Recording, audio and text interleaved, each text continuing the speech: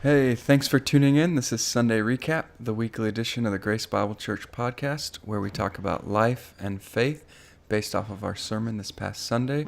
For more information about our sermons, or for more sermons and more podcasts, visit bgrace.org/podcast. For more information about Grace Bible Church, visit bgrace.org. I'm Joey Cologne. I'm Jim Wilson. I'm Chris Webster. And I'm Eunice Cho. And with us this week is Dave Tate. Dave is the high school and a teaching pastor at Temple Bible Church. He's been there since, 2006? And he was with us again this week. So welcome, Dave. Thanks for having me, guys. Sorry, I got distracted during the introduction because I had YouTube open because I checked it. And there was volume on it because I was rewatching the sermon earlier. So I started to hear myself echoing. I was like, for more information about podcast sermons. But this week we took a break from Daniel because Dave was out of town. He is not out of town because he has COVID. He is not out of town for any nefarious reason. He went and visited his son and daughter and, of course, the infamous granddaughter, Ava. So he is, as far as we know, he's driving back to Texas still right now. We got a text last night at 10 p.m. that said, we're stopping for the night to rest. We'll be back tomorrow. Go on without us. So we're hoping we could show his face today as proof of life, but it'll be all right. Trust us, he's fine. At least for now. So we took a break from Daniel. We'll finish Daniel next week, right? And then the week after next is Advent already. Mm-hmm. Can you guys believe that? Do you have your Advent candles set up yet? Did you guys buy Advent calendars? Oh, but I see they do them for pets now. Advent pet calendars? Like treats? I'm not kidding. Oh, I've seen that before. Yeah, like treats and like toys and stuff. No. Well, I bought a fun Advent calendar this year. Have you guys ever done Advent calendars? We're all out of nowhere. Mm-hmm. I bought a fun one this year. I bought I don't know how to pronounce it right, but the Bone Mammon, that jam. It's like really fancy jam. I'm going to go get it out of my closet. No, I'm not. But that sounded like a biblical name for a false god. It probably is. It probably is. I'm probably pronouncing it horribly, but it's this nice. That'd be a great band name, by the way. Well, you'd have to. It's probably trademarked already because it's a thing. But like death metal. It's like that really good jam, and it's jams and honeys, and it's a little tiny jar, like 1 ounce every day you get to open and bring out. I thought it would be a fun one, but. Ooh. Someone needs to make that with salsa. If they do that with salsa, I'll be in. It exists with hot sauce. I almost bought it for you one year, Chris. Oh my But gosh. It was like, Advent is 40 days, and it was like 6 hot sauces repeated, and I was upset. I thought it was all different ones. But all that aside, we took a break. We brought in Dave Tate this week because Dave was just visiting family, and he looked at 1 Corinthians chapter 3 with us. His sermon title was "The Church is a Building," which is different because we often hear the church is not a building. Maybe you can give us a little background on that real quick, Dave, before we start getting into details. What does the church is a building mean? Well, at the end of this passage in verse 8 or verse 9? One of those two. I think it's verse 9, where Paul just refers to the church being God's building, and so it's just kind of a double entendre, play on words. How Paul, he's referring to it as a spiritual building. First, he refers to it as it's kind of like a field, but then he switches to architecture. He likes to use different pictures and analogies for what the church is. So he says the church, is God's building, and obviously that's a spiritual, image there, not in physical form. But anyway, I just thought it was an interesting way of thinking about the church because, especially during COVID, it's been reinforced over and over again that the church is indeed not a building. We all know that now, but at the same time, according to Paul, this is God's building this building. God's building this spiritual building. And so it's just a great reminder for us, especially during COVID, I think, that we're kind of at his mercy. And that's never been more apparent than I think 2020. Yeah, and you went on towards the end to say that God's name is on that building, and so it and you belong to Him. And I just, yeah, I really like that.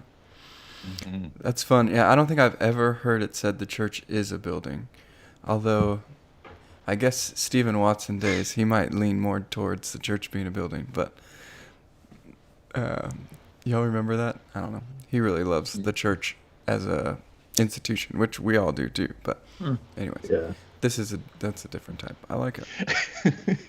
You just called him out. All right, Steven, if you're listening. Okay, he doesn't you listen need to our come. podcast. We're good. And if you know him, don't tell him. That's not fair. It's got to be him discovering it on his own.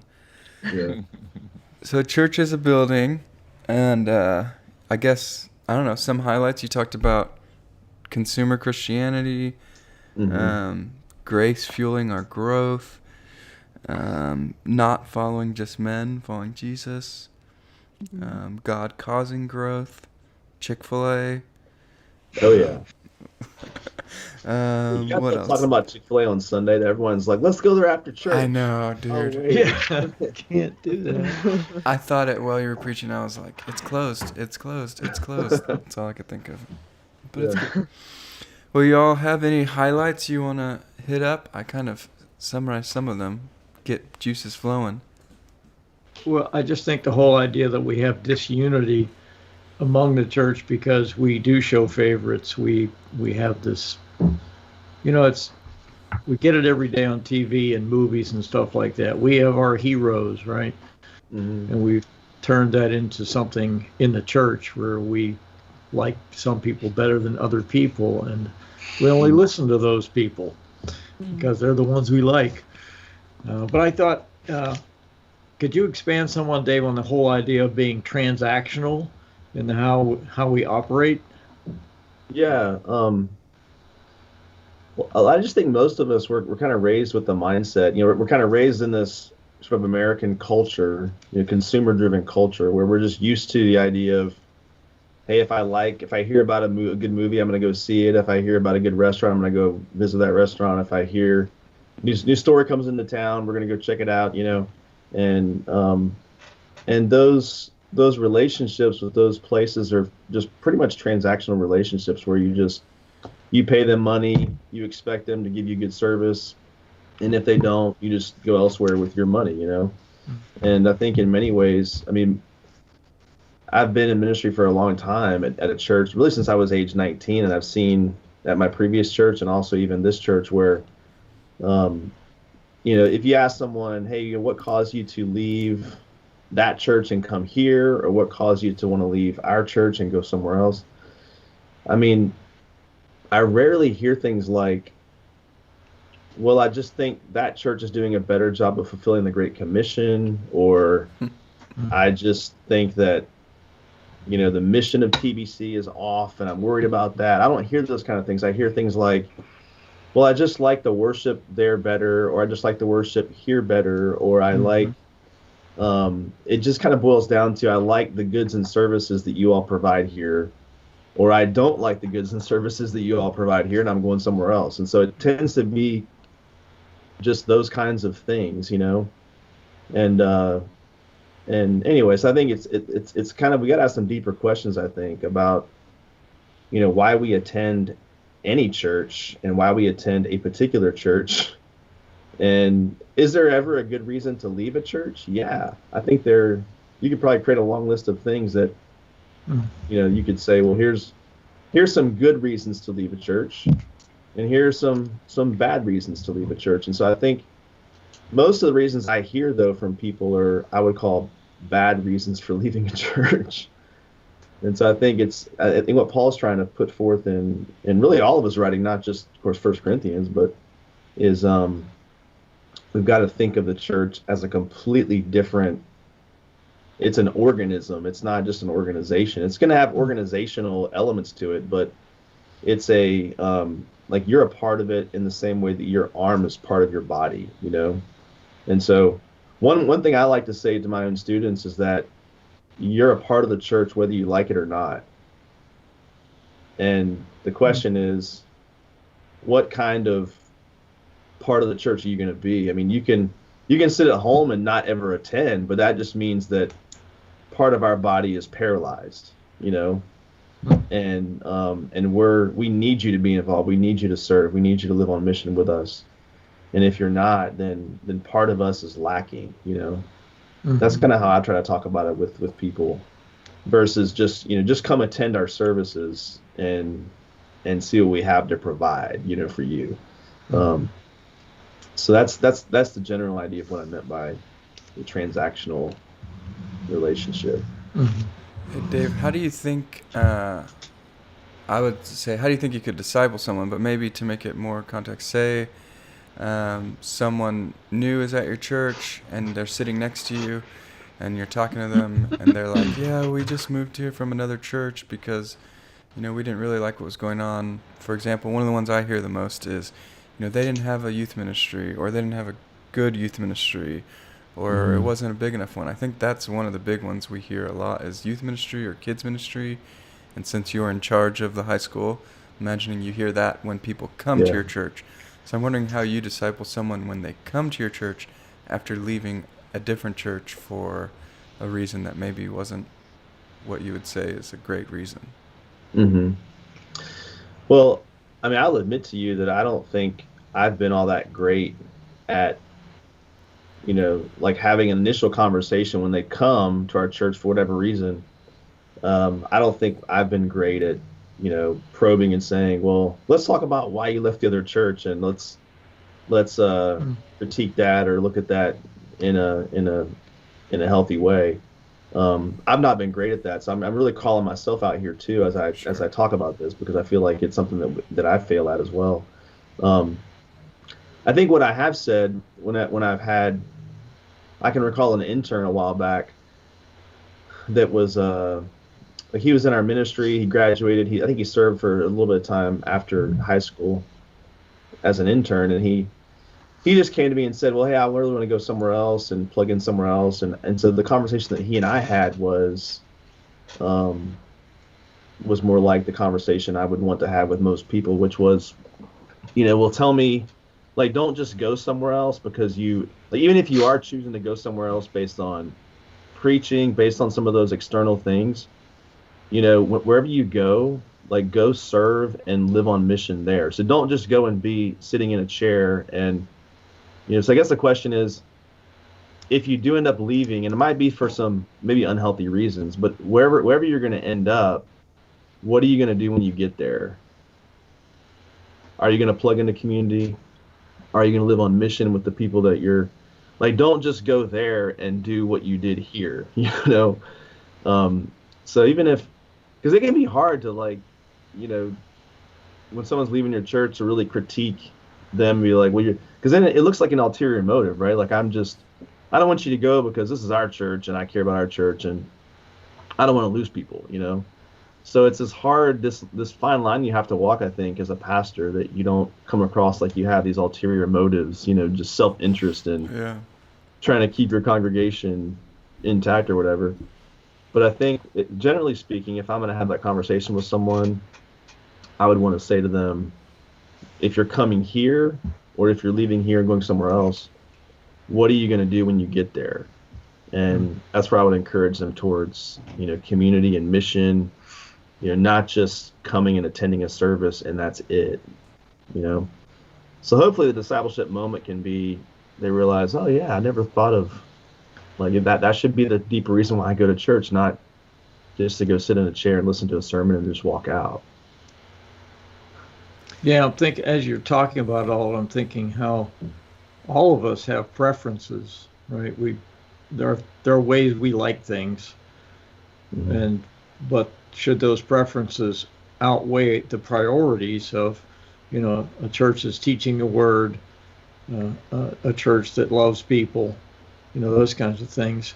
Because when we moved here 10 years ago, a little over 10 years ago, we visited a bunch of churches. We started coming to Grace, and there was probably 3 to 5 gray-haired people in the congregation at that time. And We've grown. Yeah, we have. But we actually reached a point where we thought, man, nobody even is interested in us at all. Mm. And but we knew that the preaching of the word was foundational to what we wanted to be a part of. And so we finally made a decision and said, okay, maybe they don't care about us, but we need to work on this. So we'll put forth the effort to get to know people, and it's going to take us working it to stay here because we know that this is what we need, is the word being preached to us. So that all turned out great, but I know that we acknowledge this as a church. When people come the first time, they are in a consumer mode somewhat. Mm-hmm. Yeah. How would you say we battle consumerism in the church? Like how would you encourage somebody who comes to church and is like, man, I've been a consumer, like if they recognize it and they want to battle it for themselves? I mean, some of the thoughts I've been having, I think it's such an important, it's like a DTR, define the relationship, right? I think it's hard because you're not necessarily married for life to one local church, but you are committed, you are part of the body, whether you like it or not, right? As Dave said. And I think so that the two things when you're defining a relationship are, what is your part in this and what do you expect from the other person? And so I think those two things can go really, really wrong. For one thing, like we were just talking about mostly, and it's such a good thing to think about, is as a congregation member, what is my part of this? Like, and what does it mean if I just sit, like Dave said at one point, and I completely agree with, if I'm just attending, I'm not actually a part of the church. If I'm just sitting next to someone watching the same thing happen, that's not really being a part of a church. That's watching church happen. That's not being part of it. But on the other side, I think that's also important to say is, what's your expectation of what the church is going to give you? Because I think sometimes we can even fall, I know as a church staff, I can fall into the trap of, I want church to fulfill all of your needs. And the truth is only Jesus does that. Not even this organization, right? Like, so if you're coming for perfect relationship and harmony and belonging and all these things that we do want to some extent from the church, right? Acceptance and feeling cared for. But guess what? Only God's going to do that perfectly. And so I think there is some extent where we almost can fall into idolizing the church and sort of like dating around too much and look like, to the same extent we've sort of have this romantic culture where we say, hey, I'm going to find the right person and they're going to complete me and they're going to give me everything I need and then I'm going to feel good about myself. We can do the same thing about church and keep looking around and say, one of these days I'm going to find this church that fulfills me completely, right? And that's a dangerous thing to think. It's like, man, no, what is your expectation for the church? You're there to be a part of that body at some point, and you're there to follow Jesus first of all, not just to build an empire. You're here to follow Jesus and love him together. And what are you contributing to that is an even more important. That's how you fight consumerism, I think. So there you go.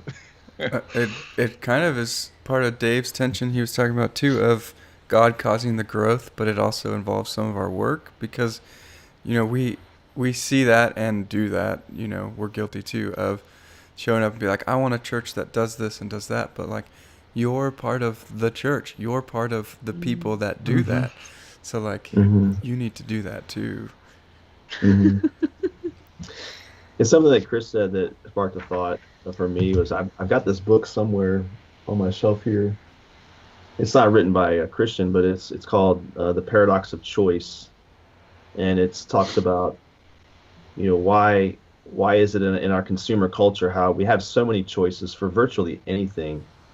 You would think that more choices leads to more happiness, but really the opposite happens, where the paradox of choice is that the more choices you have, the less happy you are. Because you're always second guessing your choices. You're always thinking, well, I picked the wrong one, and there's always 10 alternatives to the thing that you did pick. So therefore you're always like, maybe I should pick the other one. And that's true of just going to the store and buying deodorant. Like I go to the store and I'm like, I just need deodorant. I don't. There's like mega strength and like extra strength and all these different options where you're like, I don't know, man. I'll just get this one. And anyways, I think church can be the same way where we can have so many choices that we are always wanting to find the perfect one. And there's always an option out there that can seem better from a distance. So it's hard to really plug in and just grow and say, this is where I'm going to plant myself, because you always have another option that you think might be better. Man, well, I don't have the deodorant problem because I've found the best one, so we're good on that front. All right. But at Grace Bible Church, I mean, I think we say find purpose together, right? But what we're really saying is battle consumerism. That's another way to say find purpose together, right? And we say it every week. And everybody who's listening probably thinks, I hear this every week. But it really is a method of fighting it. And what's the method, Eunice? Oh, gather, serve, and join. I had to get your voice in. You haven't been talking enough. Well, I have things to say, but Anyways, gather, serve, and join. We gather together in worship. We ask you to serve on a team and join a group. Yeah. Jim's got more word count than you today. That's why I had to bring you in. Oh, no. I'm giving his face. It's good. I love He it. hasn't been here for a while. It's good. It's good. I was gonna ask Dave. We've talked about all the, talked around all the bad reasons to leave a church. Can you just really quickly say what are the non-negotiables for when you're looking for a church? What Some is good reasons to leave? Yeah. Oh well, not even good reasons to leave, Yeah. but the reason you should stay. Like, what are the, you know what I'm saying? Yeah. That's a great question. So I think, what are some good reasons to, like, if I'm looking for a church, what am I looking for exactly? Mhm. So You I have think, to have. yeah, I think the things that I think obviously I think they teach the Bible, which it sounds like one that I know your church and our church we would say, well, yeah, duh, but obviously there are a lot of churches that they don't, they just kind of like pick different hot button issues, and it's just let's just always kind of find the hot button thing, and it's never like. Now, am I saying that you have to always preach through books of the Bible? That's what I generally lean towards. But obviously, if you're going to teach, I mean, you can teach, theologically driven series too, where you say we're going to do a series on, what is a disciple, or, sanctification. Like, that could be a very theologically driven series that pulls from all different areas of Scripture. So I'm not saying that you have to always teach just even through books of the Bible, but generally that's kind of what I would lean toward, because of I think it's kind of how God's written His Word, and I think it gives people more tools in which they can go study it for themselves when we do it that way. But also I think, I look for a church that really wants to equip the believers, so not just a church that does create that almost kind of fosters the transactional relationship between themselves and the congregants, but looking for a church that really desires to equip people, and that goes outside of like just a Sunday morning service, but what are the ways in which they're teaching you how to study God's Word, like how to lead a discussion, how to lead a home group, how to lead in your workplace. I mean, all those kinds of things are really important as well. And I also think that, looking for a church that you feel like, so here's the other side of my argument, and it kind of sounds contradictory. I don't think it is. Looking for a church that desires to do things with excellence, I think is important, because there's a hospitality element to doing things well.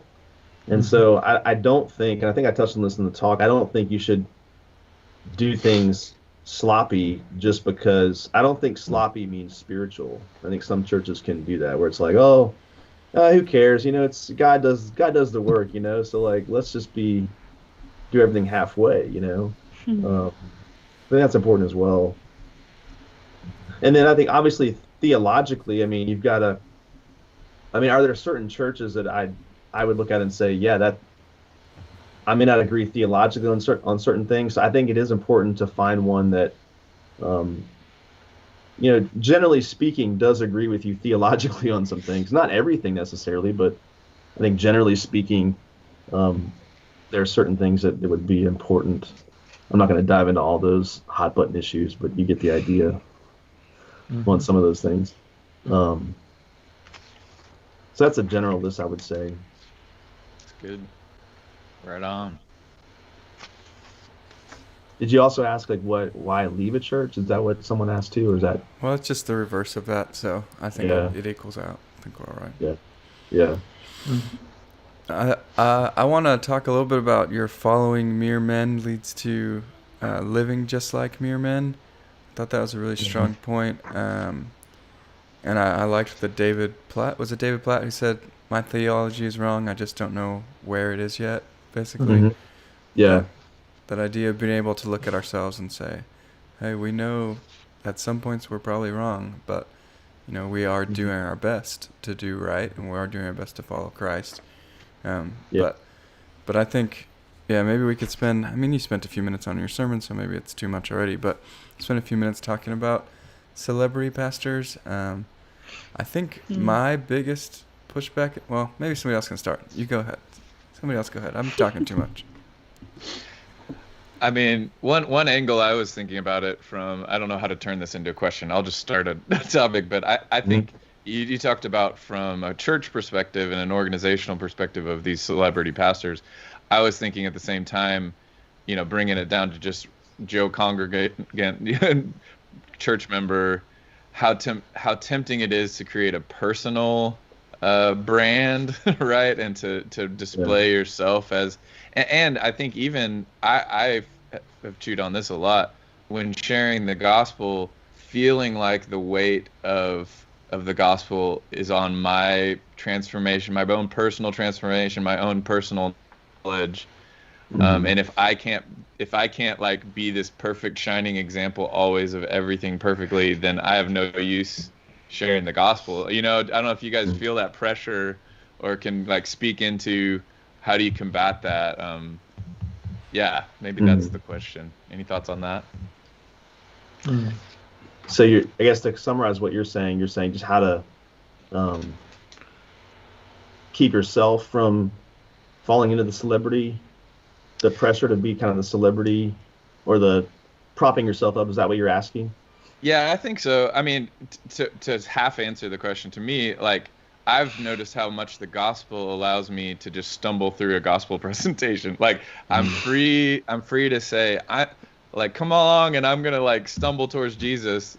I'm not the guy to perfectly emulate, but there's this freeing moment of grace of saying, don't you dare hang the whole of Christianity upon my shoulders, because I'll never hold it up. But I just didn't know if there are any other ways where you can continue to say, hey, how do I remind myself that I'm not what this all hangs on, and I don't have this pressure to be everything for this person. That's a hard question, I guess, but. Yeah. Do you guys want to take a stab at that before I take a stab at it, or I'll take a stab at it first if you need me to? I confuse people a lot on this podcast, Dave, so don't worry. That's allowed.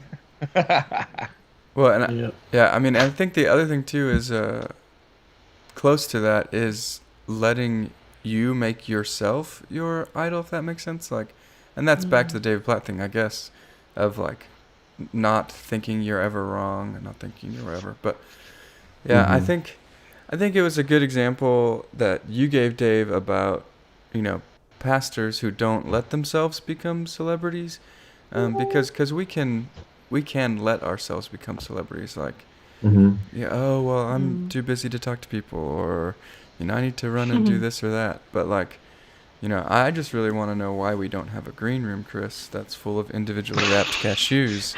I think we need to work on that. But like, not a color in our scheme. not allowing yourself, even if you're not a pastor, even if you're just somebody at home, like somebody who just comes every Sunday, like you can think, oh well, I know more about like that Dave Tate guy who came and preached, like his theology was a little off here and this was a little off there. Like I catch myself doing that too, like I don't know. I think it's constantly checking ourselves and our motives is part of not allowing the celebrityness to happen. But Yeah. Mm. Yeah, and on the other hand too, it's like obviously there are some. I'm grateful and thankful for the broad reach of the internet. I mean, television. Like how many people have we learned from as even as kids growing up? And I mean, we had to drive like 20 miles to school when I was in school, and so my mom would have the radio on, listening to Chuck Swindoll like every morning, and Yeah. it is kind of cool to think of. Yeah, I remember hearing him preach when I was a kid, but then there I am sitting in a DTS chapel service, like listening to him in person. And I'm like, this is cool. So, I mean, it's not wrong for us to honor and appreciate the influence of people. I don't ever want to downplay that because they've obviously played a huge role in all of our lives. I mean, books, podcasts. I love that. I'm not going to ever. But I think you're right. There is a relationship. You can kind of tell, like I think the ones that almost like prop themselves up and try to create the brand versus ones that are just trying to edify the church. And I think it's important to kind of sift through those and not kind of buy ourselves into that same kind of celebrity culture.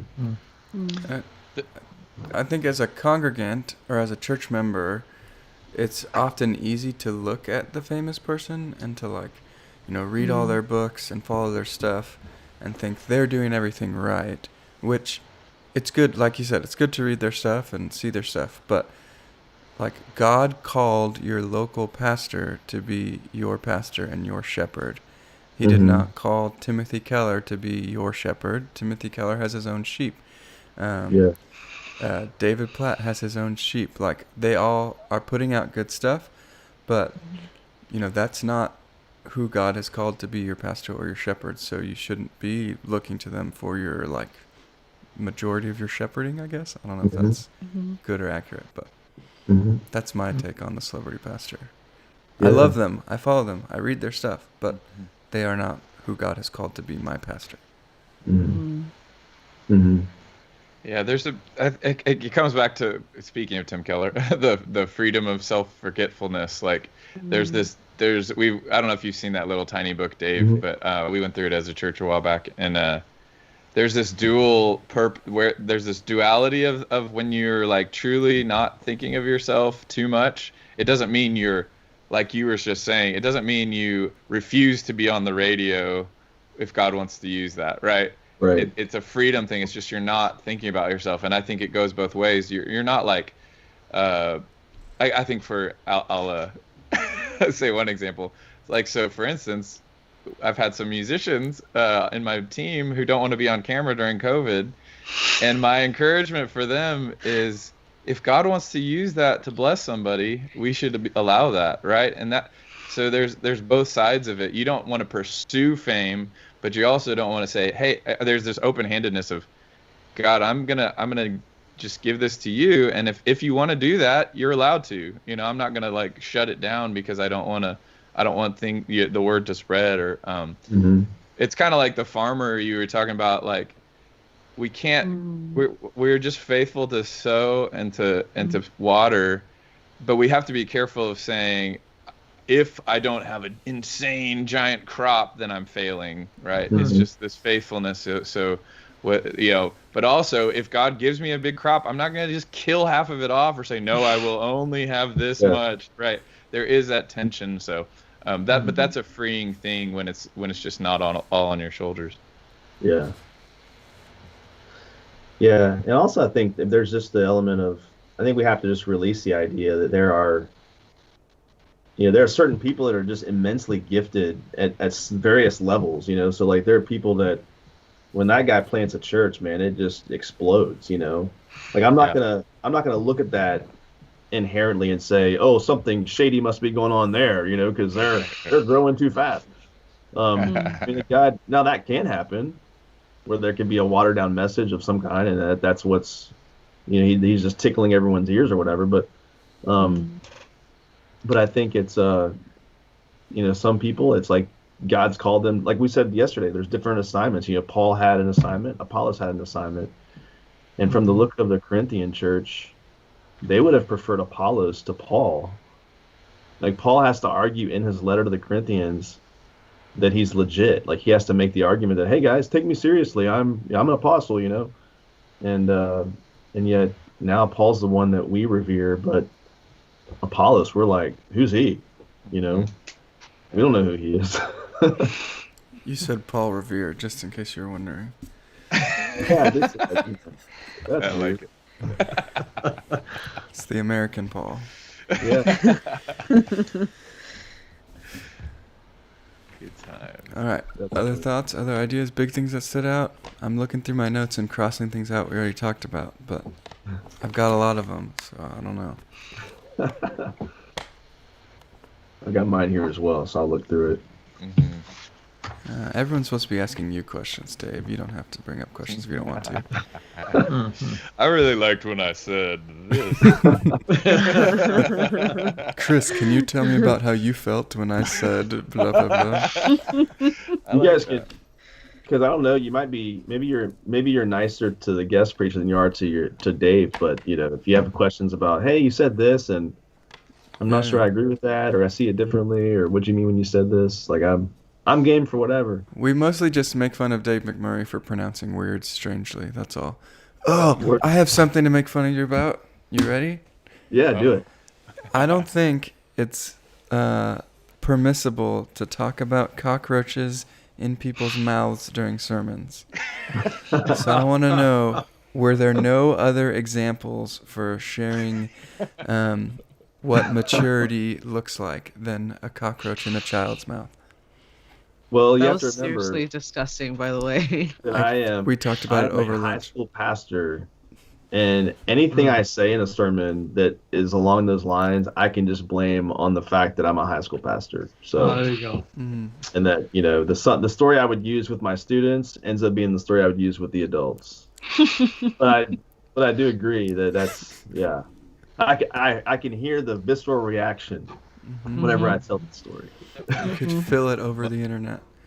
My measure of a good story is how much it moves me, and that moved me in the wrong direction. But it But it shocked moved me. you. It's good. Yeah, it moved me. Good job, Dave. I gave you points for it. Well, we did talk about it over lunch and decided that it's good because it's memorable, but it might not be good because it might be the only thing that people remember from. It's one of those things that's like, wait, why were we even talking about cockroaches? But here's your Yeah. reminder. It's because we were talking about maturity and growing and how if that still was happening now when she's, 10 now? Yeah. It would not be okay. She wouldn't Yeah. be maturing. You'd call a doctor and say, why is this happening? Right. Exactly.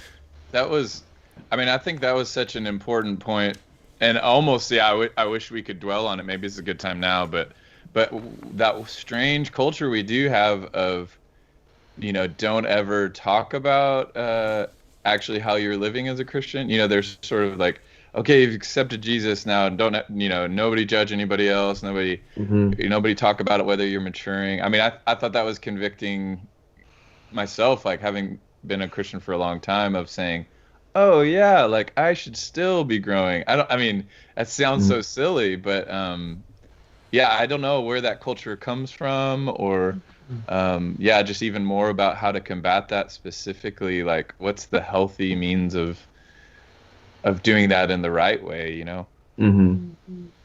Yeah. Yeah. I think. I think one way is just the way to start that, I think, is to, approach people and say, hey, ask people to speak into your life, and by doing that, I think you're gonna gain access into their lives, and I don't mean that in some manipulative way. I'm gonna ask them so they'll ask me, but I think it's important that if you model that kind of humility, then people are going to, say to you, hey, well, if you see anything in my life, please, let's talk about it. I'd love to know. And, but I think it's one way is to model it first, and then hopefully that can lead to a reciprocating of that very thing. Yeah, I think we've talked about this in the past when we start talking about vulnerability, because when we make ourselves vulnerable, allowing people to know that we don't have it figured out. We have some things figured out. Hopefully, over time, we've grown. But to admit that I'm in a process, just like you're in a process, I may be at a different place in this process, and I may have more years of, but that doesn't mean that I've gotten better just because of years, or that I've solved everything just because of years. Yeah, it's amazing how long it takes sometimes for change to happen in our lives, and we get disappointed in ourselves, and our tendency is to say, as a human who operates in the flesh, to say, "Oh no, I'm okay. I've thought about that and I got it all fixed." But often that's not the case, and I find it much easier to just say, "You know what? I'm not sure. I'm not sure where I am right now." And I think it enables people to be more honest about what's going on in their lives. For us to set an example of, yeah, I'm a sinner, and all I find out is how much more I sin the older I get. Just Yeah.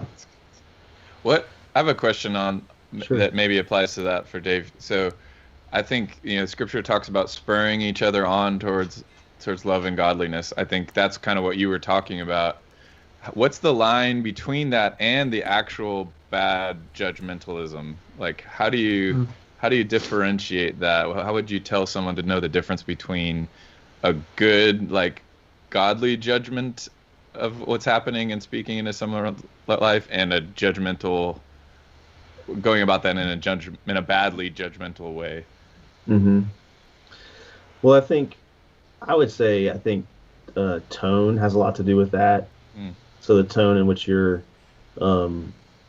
addressing something. So I think obviously we've all done this where we've been maybe right about something. Like, I think of early in my time at TBC, where I might approach somebody, and my tendency was to, at times, could be like pretty harsh, with an intern or a student, and what and it may be that what I said, I look back and say the content of what I said, I don't really disagree with. I think that I was right about the content of what I said, but man, the way I said it to them was just way out of line, And so I think tone is a big deal. One thing my wife has always said, she had a professor in grad school that said this to her: if you're ever really excited to go confront someone, then it's not the right time. And love it. Kind of like the check yourself before you wreck yourself idea. And so I think that's important to think through. So it's almost like you've got to, if you're approaching it like with some fear and trepidation, almost with some tears in your eyes, like, man, I don't really want to do this, then maybe it's the right time to go do it. And if you're not in that mindset, you need to get in that mindset before you go and confront somebody on something. But also too, there's also, I mean, that's more like about the tone of how you do it. But yeah, there can also be things that, if you're gonna confront someone, I think of the Matthew 18 principle, talks about confronting someone who's sinning. Well, I think sometimes we confront people. It may not be a sin issue. It might be a misunderstanding. Or I think you've got to establish, is this truly a sin issue, or is it some preference issue? Like, our personalities just don't seem to mesh, and they said this thing to me and I got offended by it and I got to go work it out. I mean, you still need to talk about those things and not let them fester. Even though it's not a black and white sin issue, I think it's important to go and seek understanding. And, hey, I heard you say this, and I want to understand, did I hear this clearly, and what did you mean by that? So I think a humble way to approach it is to ask lots of questions. When it's not a black and white sin issue, it's more another kind of issue. I think you could go and just ask lots of questions just to seek understanding. And I think when they see that your motive is to really understand, then there's a better chance of it going well versus it being like you're coming out of the gate with, knives out, I think That also, makes me think. Oh, go ahead. I was just going to add real quick, relationship and proximity too, right? Like, you're not called to go and confront everyone in the world who says they're a Christian and acts in ways you think are wrong. Like, just like the God's called me to this location, this church, which means this is my pastor that he's called to be my shepherd. Like, it's the same for the people he's put around you, right? You're called to speak into their lives. You don't need to get on, Twitter and blast some pastor in California or fill in the blank. Like, that's not who he's put you in relationship or in community with. I was going to say, one thing you said, Dave, made me think too, like, it's so important to give them a pursuit, like offer them something scriptural to aim at rather than just calling out what you see, right? Maybe do more time pointing at Jesus than pointing out the sin in their life. I mean, you still need to do that, but I think that was a thing I've seen done wrong, is just saying, you're doing that wrong, rather than, hey, together we're called by the word to do this. Like, have you thought about that? Can I help you think of ways to pursue that? Like, I just think how much more helpful that is to say, this is what we're aiming at. Dave and I like to say, don't just have an anti-strategy. Like, don't just try to avoid this thing. You need to be chasing after something. So that, you made me think of that when you were talking as well. Yeah. Can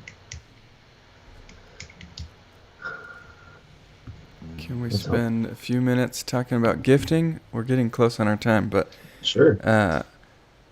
We talked a little bit about it, but I was wondering if we can get a little more into, I guess you said something like, I wrote this down, hopefully it's accurate, gifting should lead to partnership. And everyone, you also talked about everyone being gifted differently, and that your gifting matters and that leadership matters. I'm just wondering if maybe together we can help flesh that out, because I know sometimes you'll hear like, maybe your church doesn't need your gifting right now, and maybe they just need somebody to vacuum the floors, like go be the floor vacuumer. So I'm just wondering if we could talk about gifting and how gifting should lead to partnership. Do you guys want to take a stab at that while I think of what I want to say? That's how podcasting works. Yeah, whoever's brave enough to talk first. For a minute. Yeah. No, I think part of being a Christian is figuring out, how did God gift me? And sometimes it's in stuff that you really like doing. Sometimes it's in stuff that you may not like doing as much, but you can do it. Yeah. And so you have to get past the personal fear of us introverts, doing things in front of people that might be noticed, when we would really like to hide in the corner and do stuff that can't be seen. So so using your gifting the way God wants you to do it, but it's really satisfying, as the ancient guy in this crowd, to know how God made me to be helpful to be the second guy. I can't be the first guy. God didn't create me to be that guy, but I know that I can be the second guy. And so I can help people in that way, doing things that that drive them crazy, but I can do that, make it easier for them to do what they need to do. So I think it's really helpful to even go take those ancient spiritual gifts tests that used to fly around in the 80s and 90s. Yeah. They're helpful. They show you sometimes, I didn't realize that I had that capability built into me because of the way God has made me. And then you can see more easily, this is why I enjoy doing that. Yeah. I love it. Absolutely. Yeah, there's something about just being faithful, just showing up. Like, I think how many times I've had this voice in the back of my head, like, you might be in the wrong job, or like, what, stuff is harder for you than it should be, or you're not doing this as well as somebody else could sometimes. But I think I've just had this conversation last week. Like, I just have to have faith that it's better if I show up than if I don't show up, right? I'm gonna dive into this messiness and be there. And like, if someone comes along who can do this better, I'm gonna say, come on, buddy, do it, like, go. But also there's this importance of an us mentality, like, because even we just evolve down into, what's my personal ministry? What's the one way I'm wired? Versus, again, you're part of a spiritual building, right? You're the brick below somebody else, you're the brick on top of somebody else. Like if you shake, it should matter. But it's not just about I must always pursue my dream. It's what are we doing together? How am I supporting somebody else as well? Sometimes that's like you said, being the second guy that activates somebody else's gift where they didn't realize it, and you say, man, why aren't you doing this? Go, I see it in you. Like run, I think that in itself is a gift, right? Of just lighting people on fire and saying, go do it. I mean, that's a beautiful thing. Yeah, and by that, I didn't mean that I can only operate in my giftedness. Because I think there's going to be plenty of times where God asks you to do something that you say, I don't really feel it, but it's being a servant. I guess the whole idea is be a servant. Yeah. I think with gifting, it's really important because what happens, I love people, taking a test or whatever, but also I think it's great. That has to fit also with the people that are around you. Do they affirm the gifts that you claim to have? Yeah. And, I know Chris can attest to that when someone says, I'm a really good singer, and you're like, I've heard you sing, and I don't think so. So I think with any gift, though, it's like there needs to be an affirmation in the body of Christ that says, man, when you do this, like things just really work better, and we need to put you in this role. But I also think that we should all be open to things that we don't think are our gifts, because there's lots of things that you would discover throughout your life where you think, man, I never saw myself doing that, but man, I really grew to enjoy that or whatever. I was a kid in the youth group. Like, I got to think this through whenever I ask a kid. It's so flippant now. Whenever I ask a student to share a testimony or to get up in front of students and, hey, teach for 10 minutes on this little passage, like, that was a terrifying thing for me when I was a high schooler. Like, I would not have done that. In fact, my youth pastor would ask me to do stuff like that sometimes. And it was like, I instantly just felt like I wanted to run away and, like, I'm not doing that. I was the last person to want to get a microphone and to speak in front of a crowd, but the irony of that is somehow that's what I ended up doing. I still look at the whole thing as a big comedy. It's like God's big comedy, But there's but something. Go ahead. There's just something there though that's really important, and this is just not out of scripture, but out of my head maybe. But like that gifting has more to do with how God uses it than what it feels like to do it, right? Like, I think there's a tendency we have to say, my gifting should be easy and smooth and perfect. And that's all about like what it feels like to do it, rather than, surely there's example throughout history. I mean, Paul even said, I'm not a great speaker, but how did God use it, right? Like, and so I think there's something there too, where we need to not think gifting is just going to mean it's easy and smooth and, no friction. Kind of feels like, oh, this is so obvious. It's kind of the chariots of fire thing. When I run, I feel God's pleasure. Like, that's awesome. And there should be some moments of that maybe, but it's so much more about how God uses your servant heartedness. And, maybe it's the hardest thing you ever do for your whole life, but God uses it, or you never feel like it's successful, but God uses it, Yeah. I mean, I feel like that's true for every one of us, really. But even looking at the Bible and all the greatest figures in the Bible, God uses specific people to prove and to show His glory, right? It's all to reflect His glory. And I mean, Dave, you were talking about how it was Paul versus Apollo, and everybody thought that Apollo was he was the big deal, but then looking back now, it's actually Paul who has carried so much on and has had so much more influence. And it wasn't because Paul thought he was going to be great, or it wasn't because he knew he was. I mean, he didn't feel like he was that great anyways. And there are so many times in scripture where it's really Paul, that guy, the one who persecuted Christians, are you sure? And even I mean, yeah, I mean, I think that it's supposed to be like it's like the proof of like he loved Israel not because they were so great, it was because they were so tiny and like they were so helpless. And Hmm. that's kind of like us, like he often uses the most broken and like the lost and the weak, like to lift them up and like to be his hands and feet and to carry out his will, and like I Hmm. mean we should be so honored. Like we are mere broken vessels, but he's the one who like puts us together. We are Yeah. jars of clay, right? Yep. Yeah. Yeah, Dan Consumerism. Allender wrote a book called Leading with a Limp, and Hmm. it's all about how God loves to use reluctant leaders, people who never thought of themselves of being out front to do something. Hmm. And over again, you see it in Scripture that He chooses somebody who would say, "Not me. I'm not doing Yeah. it."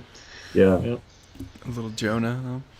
yeah. Yeah, I'm reading this really good book right now called it's by Martin Lloyd-Jones. It's a bunch of chapters. Every chapter is like a sermon that he preached at his church Mm, many years ago, but it's called Spiritual Depression. mm, And um, it's interesting is in one of his first chapters he talks about uh, the idea that you just mentioned. He talks about how you know um, there was a thought that I had, and but now the thought escaped me.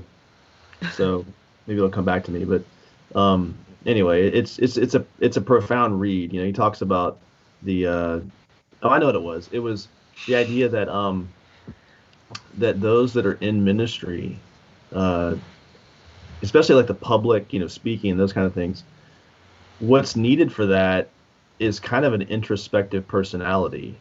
Hmm. To do the job it requires some introspection, mm, but it's often the introspective type people that are prone to spiritual depression, he says. mm, So that's kind of the irony, is that you've got, you can feel like, why should I do this job? I feel like I don't do so well at it, or I feel like I'm discouraged Mm. because of this or that. And yet, it's often the person who wants to grab the world by the horns and just go get her, let's go conquer the mountain type personality. That seems to be the kind of person that should be in those roles, but then you go, but that person generally flames out. That person generally Mm. mm. may not have the introspection that is required for that job either. And so yeah, it's a tension that we have to walk, and realizing that, ironically, what feels like your weakness ends up being a strength. If that makes sense. Mhm. So Mm. that's kind of what I've gotten from reading that book. Reading it about halfway through it now, but yeah. It's good. Anyone have anything else? We're getting close on time. I just want I to would know if just I like had to more. say, Oh, oh, wait, okay, fine. You I go just want to know first. if I had more words than Eunice today. No. I think you did actually, but I was gonna say the story of the cockroach, it definitely I mean I definitely had a visceral reaction to it, but I will say that was not that was not like the big takeaway from your sermon. So I would just like to say that. I Oh, thought good. that What is it? my favorite part of it, my favorite part of the sermon was actually the farmer story of your grandfather. I thought that was a great story. I loved it, and how you were saying um like pastors, like even I mean even with like our Pastor Dave McMurray, like he is a like celebrity to some people in our church, which Yeah. is okay. Like we can look up to him and stuff, but it's like he really is like a super down to earth guy, and like he's super easy to talk to and like really easy to get to know, but like I don't know. I thought it was really cool how you were just like they're not rock stars. They literally just are normal people who like have to work as much as we do, and like I mean sometimes even harder. Like you said, milking the cows like twice a day, like and like super simple lifestyle, but like it's real and it's hard work, but it's Yeah. good. I Yeah. liked it. Yeah, and I mean, just I think of him, but also my own parents as well, that were very, like, kind of hand to the plow type people, not flashy, but just they had jobs and all that. But I mean, that's really, again, going back to the gifting conversation, like we think of, like when I was growing, I always thought of a ministry person as being this super gifted, like uber gifted person. But I think just seeing myself and seeing other people, you realize so much of it is just being faithful and responding to a text message, responding to an email, like just simple stuff that you go, man, that's just like basic things. There's nothing special about it. But if you don't do those basic things well, then your gifting is not going to matter. I mean, you can't, your gifting doesn't cover over like those things. You have to do those little things well. And that's a lot of what being a Christian is and being in ministry is this basic things like that, you know, hard work that doesn't really get notice. So, what's that phrase? Continual faithfulness or continual obedience in the same direction. No. Yeah. Well, that's It's not always glamorous. Right. Yep. I want to hear what Jim was saying. What's the secret? What's the Easter egg, Jim? You were about to say something. Easter. No, he was His word asking. count. It just escaped me the name of the guy who wrote it, but the book called A Long Obedience in the Same Direction. Mhm. He died recently, but That's the one. Yeah. Yep. All right. Well, I think we're out of time. Any last minute need to knows? All right. I'm getting shakes of heads, nods of heads, shakes of heads, shakes of heads. Well, Dave, Tate, thanks for joining us. It's always a pleasure. I'm Thank you, sure guys. we'll be talking about impact soon, probably. So Yeah. probably gird up your loins for that one. It's always Yes. a good adventure, Gird up but your loins. Impact COVID version 2, who knows? Yeah. Who At least knows? we know what we can do at this time. You know, that's the idea. We can't do it normal. We know what we can do exactly. So That's true. Last year was an adventure to figure it all out. yeah. But thanks for coming and preaching for us. Thanks for giving Dave a break. Sure. We appreciate you. We appreciate having you. It's always a good pleasure. Thank you Anybody else guys so have any much. high praise for Dave? Come on, pour it on. Got to Hey, build up his ego good. before he goes. Oh, your wife is amazing for building that, making that pot, the potted plant for the Oh yeah. the plant. Well, she the just plant pot. she just has it in the front yard, and I just stole it for the day. She I didn't thought make it was super cool. She didn't make it for the sermon. She was actually like, you better not leave it up at that church. Better bring it back. You know. The But I'm shout out just- to your wife. The best just sermon so illustrations proud. are stolen. Yes, that's true. I'm just so proud that little Davy Tate, that was scared to preach, is now reaching all of Central Texas and is a famous traveling preacher. That Oh just my makes me glad. Yeah, that's a like I said, it's God's comedy is what that is. You know. Just breathe in the Good. perfume of the praise. Well, thanks again, Dave. Thanks for joining us. Thanks everybody else for jumping on. For everyone at home, we will see you next week. All right, guys. Thanks a lot. Take care. All right. Bye-bye.